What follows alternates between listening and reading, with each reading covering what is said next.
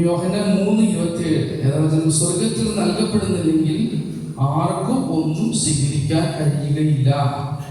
അപ്പൊ നമ്മള് എന്ത് ചെയ്താലും സ്വർഗത്തിൽ നമുക്ക് ലഭിക്കണം. പരിശുദ്ധാത്മാവ് നൽകപ്പെട്ടാൽ, വചനം നൽകപ്പെട്ടാൽ നമുക്കുള്ളൂ.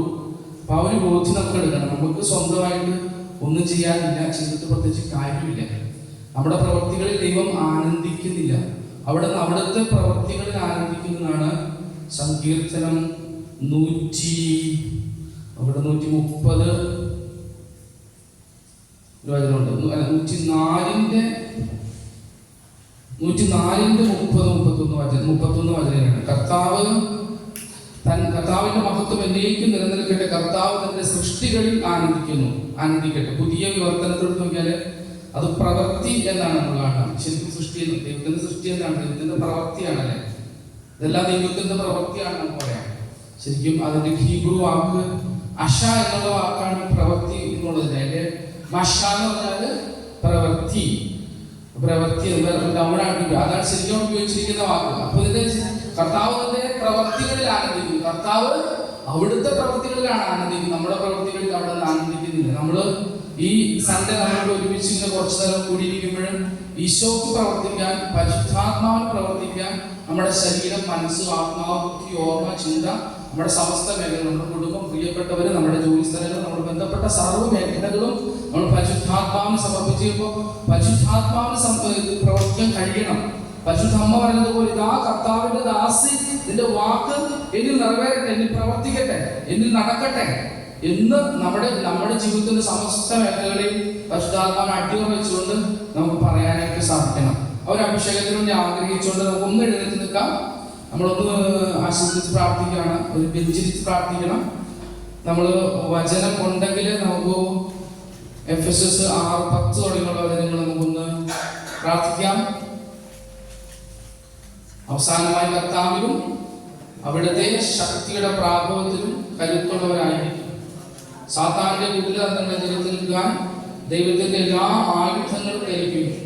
എന്തെന്നാൽ നമ്മൾ മാംസത്തിനും രക്തത്തിനും എതിരായിട്ടല്ല, പ്രഭുത്വങ്ങൾക്കും ആധിപത്യങ്ങൾക്കും ഈ അന്ധകാര ലോകത്തിന്റെ അധിപന്മാർക്കും സ്വർഗീയിടങ്ങളിൽ വർത്തിക്കുന്ന തിന്മയുടെ ദുരാത്മാക്കൾക്കും എതിരായിട്ടാണ് പടവെട്ടുന്നത്.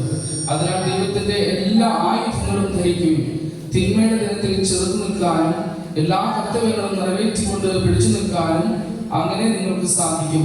അതിനാൽ സത്യം കൊണ്ട് അരമുറുക്കി നീതിയുടെ കവചം ധരിച്ച് നിങ്ങൾ ഉറച്ചു നിൽക്കുകയും സമാധാനത്തിന്റെ സുവിശേഷത്തിൽ ഒരുക്കമാകുന്ന പാദരക്ഷകൾ ധരിക്കുകയും സർവോപരി ദുഷ്ടന്റെ ജ്വലിക്കുന്ന കൂരമ്പുകളെ കെടുത്തുന്നതിന് നിങ്ങളെ ശക്തരാക്കുന്ന വിശ്വാസത്തിന്റെ പരിചയെടുക്കുകയും രക്ഷയുടെ വടത്തൊപ്പി അണിയുകയും ദൈവവചനമാകുന്ന ആത്മാവിന്റെ വാൾ എടുക്കുകയും ചെയ്യും.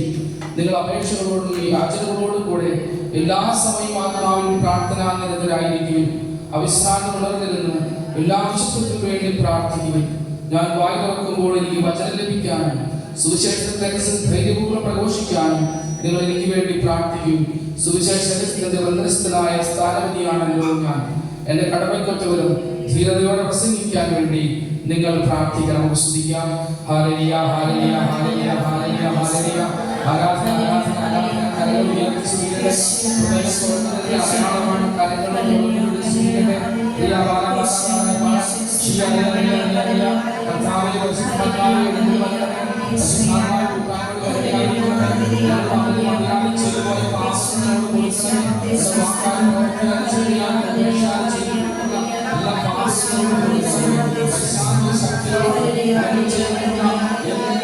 അസുഖങ്ങളോടും ചോദിക്കുന്നു. അവയെ കണ്ണിപ്പായും ഈശ്വരനെ അംഗീകരിക്കുന്നു.